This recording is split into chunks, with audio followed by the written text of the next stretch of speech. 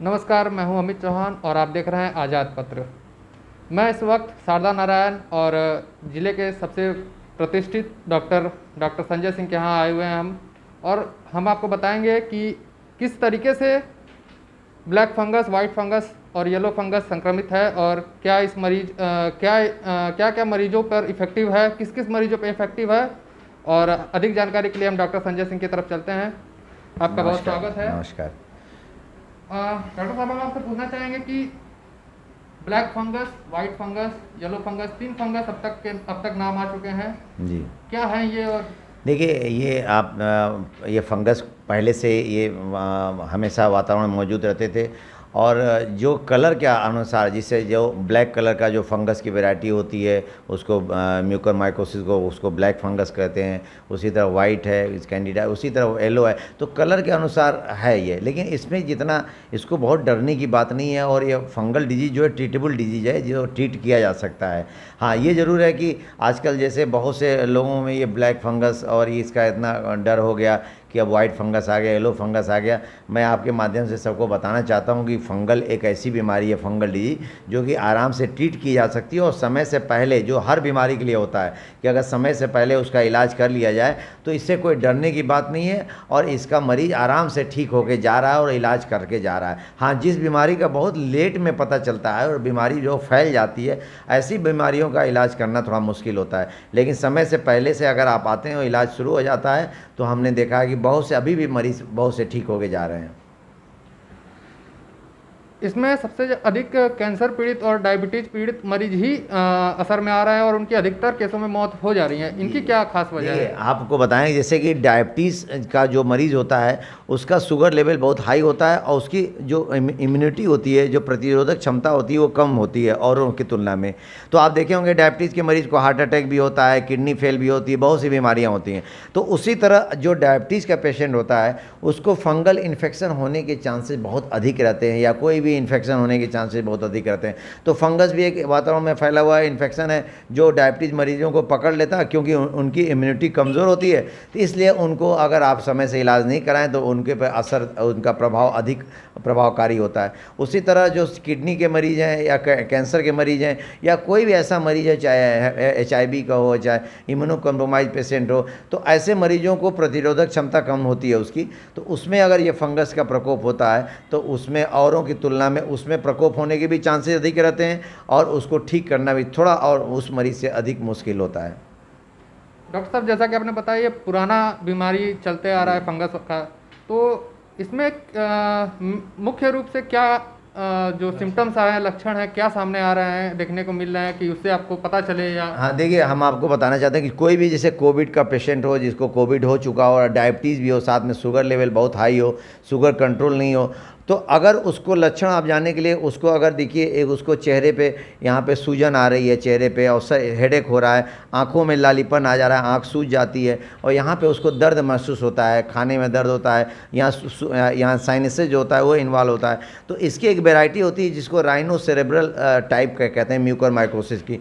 तो वो ब्रेन से लेके, आंख से लेके और ये साइनसेस को इन्वॉल्व करता है। तो ऐसे में जब उस मरीज़ को खूब सीवियर पेन होगा, हमने अभी कई मरीजों हमने अपने अस्पताल में भी देखा है जो कि पेशेंट प्रेजेंट करता है कि साहब सीवियर पेन हो रहा है, आंखों में दर्द हो रहा है और ये उसको देखने में भी दिक्कत हो रही है, धुंधला दिखाई दे रहा है, दो दिखाई देता है। तो किसी भी मरीज़ को अगर इस तरह का लक्षण दिखाई दे कि उसको धुंधला दिखाई दे, दो दिखाई दे, आंखों में दर्द हो, चेहरे पे दर्द हो, बहुत अधिक पेन हो, तो तुरंत अपने डॉक्टर से संपर्क करें और उसकी डायग्नोसिस बनाई जा सकती है CT स्कैन या MRI करके।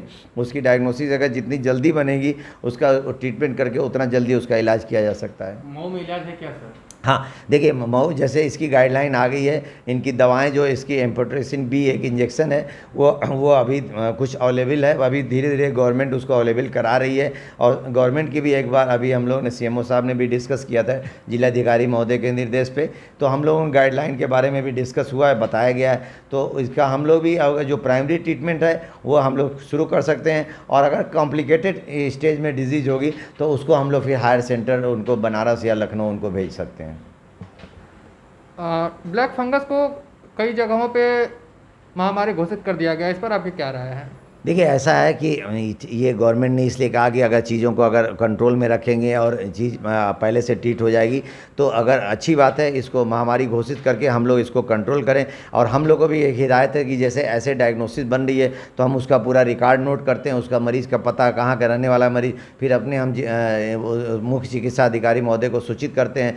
तो एक उसका डाटा रहता है और उससे कंट्रोल करना आसान होता है, मुझे लगता है कि इसीलिए किया गया। लेकिन मैं आपके माध्यम से सबको ये बताना चाहता हूँ कि तनिक भी डरने की ज़रूरत नहीं है, बहुत पैनिक होने की ज़रूरत नहीं है। ये कोई बहुत र्यूमर, जैसे बहुत से लोग र्यूमर फैलाते हैं कि इससे हो रहा है, ऐसे हो रहा है, वैसा हो रहा है, ऐसे कोई घबराने की ज़रूरत नहीं है। एक फंगल डिजीज़ है, जैसे आपने ना तमाम फंगस होता है उसी तरह ये भी फंगस डिजीज़ है, जिसका समय से अगर डॉक्टर के पास जाए तो उसका इलाज किया जा सकता है। तो आप तनिक भी ना घबराएं, कोई अपने तुरंत चिकित्सक से मिलें और उसको डायग्नोसिस करके उसका ट्रीटमेंट करना आसान हो जाएगा। इस बात में कितनी सच्चाई है कि कोरोना जो संक्रमित मरीज है और कोरोना से वो बच चुका है, उसकी जान नहीं गई है, उसको कितने परसेंट चांसेस हैं इस बीमारी से ग्रसित होने के? देखिए ये देखा गया कि कोरोना मरीजों में भी थोड़ा सा उसकी इम्यूनिटी डाउन हो जाती है उनके इन्फेक्शन की वजह से, और उनके साथ साथ अगर डायबिटीज़ भी है तो उसकी जो प्रतिरोधक क्षमता थोड़ी कम हो जाती है। तो ऐसे मरीज को भी जिनको शुगर भी है और कोविड से इन्फेक्शन हो गया, ऐसे मरीजों में इन्फेक्शन थोड़ा पाया गया है। तो ऐसे मरीजों को पहले से भी हम लोग पता चल जाता है तो उसकी अर्ली डायग्नोसिस करके, क्योंकि हमको ये दिमाग में है कि ऐसा इन्फेक्शन हो सकता है, तो उसकी अर्ली डायग्नोसिस करके उसकी CT MRI करके हम लोग उसको पता कर ले रहे हैं, उसका इलाज कर ले रहे हैं, जिससे कि मरीज ठीक भी हो जा रहे हैं। ऐसे मरीजों को किस बात में खासा ध्यान देना चाहिए? देखिए अगर दो चीज़ है कि अपना शुगर कंट्रोल करें, पहली चीज़। दो, अगर अस्पताल में जहाँ भी किसी हाइजीन का ध्यान रखें, जो ICU में केयर होता है, हम उनको सबको बताना चाहते हैं कि उसमें आपका जो मास्क लगाया जाता है या जो आप डेली यूज़ मास्क पहनते हैं, ये इसको हमेशा क्लीन करें, इसको पानी से उबाल के, अगर आपके कपड़े का मास्क पहनते हैं नहीं तो इसको अगर डिस्पोज कर लें। तो ये देखा गया कि जो मॉइस्ट, जहाँ सतह जैसे नमी अधिक होती है वहाँ फंगस का इन्फेक्शन अधिक हो जाता है।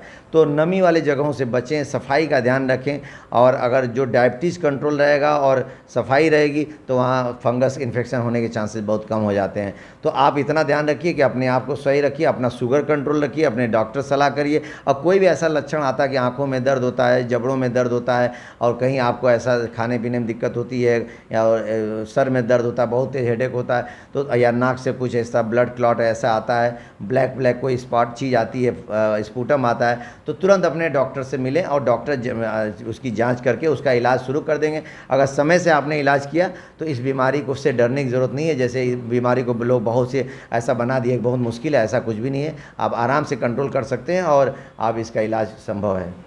डॉक्टर साहब, इसमें कुछ अफवाह बीच में आ रहे हैं उड़ते हुए कि कई जगहों पे जो कोरोना पेशेंट थे उनको जो सिलेंडर यहाँ वहाँ से ला के लगा दिया गया, और खाद्य पदार्थ खाने से फंगस हो रहा है। इसमें क्या सच्चाई है और क्या भ्रमता है? ये देखिए, आपकी जहाँ तक ऑक्सीजन सिलेंडर की बात है तो बहुत सी कुछ जगह ये बताया गया कि जो ऑक्सीजन जो ट्यूब लगाते हैं, अगर वो सफाई से नहीं यूज हो और ट्यूब को क्लीन न किया जाए तो उसमें एक संभावना हो सकती है।